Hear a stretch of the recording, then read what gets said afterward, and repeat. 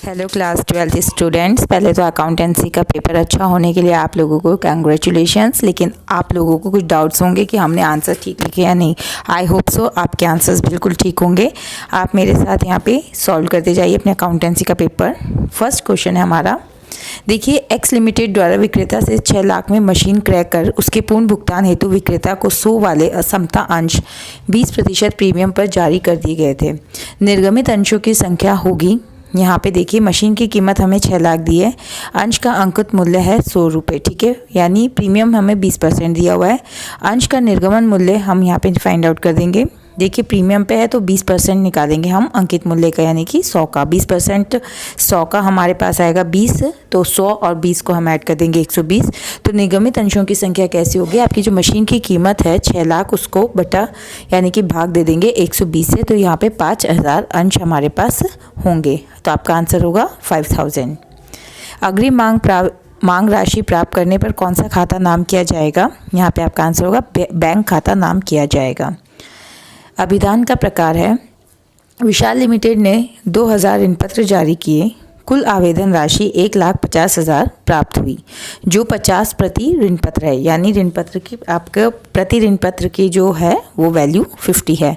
इसलिए आवेदन किए गए ऋण पत्रों की संख्या यहाँ पे देखिए 1,50,000 बटा 50 करेंगे, 3000 आपके यहाँ पे ऋण पत्र की संख्या आएगी। जारी किए गए ऋण पत्रों की संख्या 2000 है, लेकिन आवेदन 3000 ऋण पत्रों के लिए आए हैं, इसलिए हमारा उत्तर यहाँ पे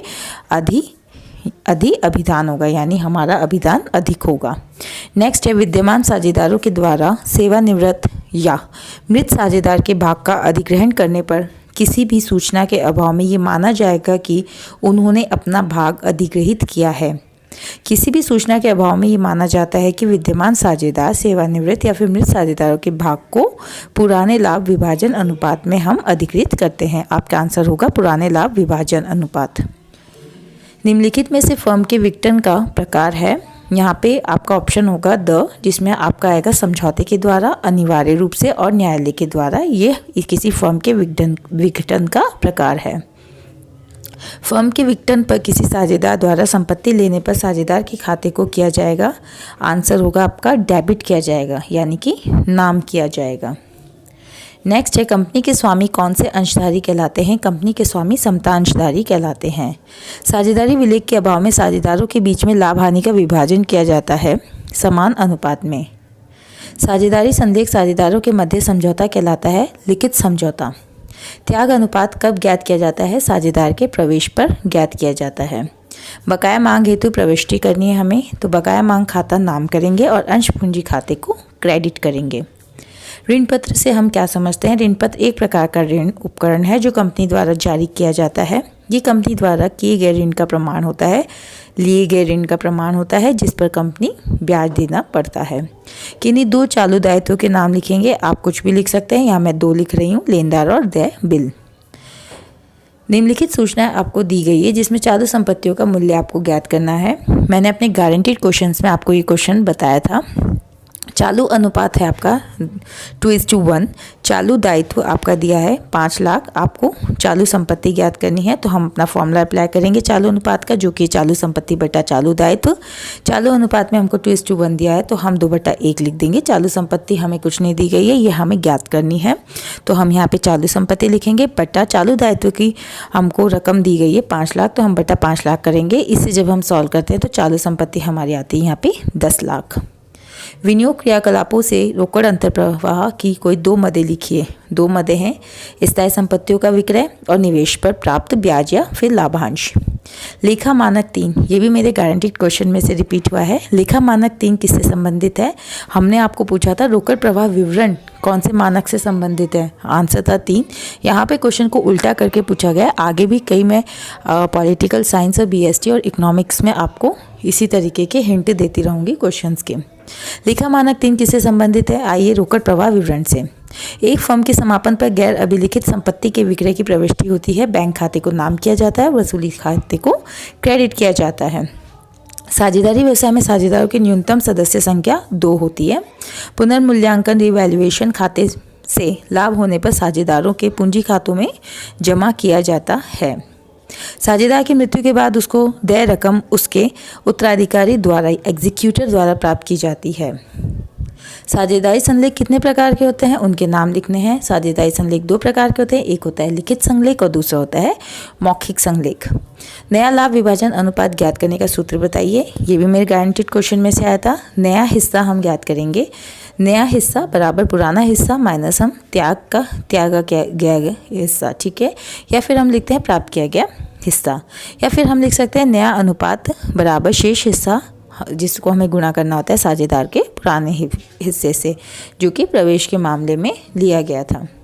एक फर्म में x से y 3:2 के अनुपात में लाभ विभाजन करते हुए साझेदार हैं। जेड लाभों में 1/4 हिस्से के लिए प्रवेश करता है।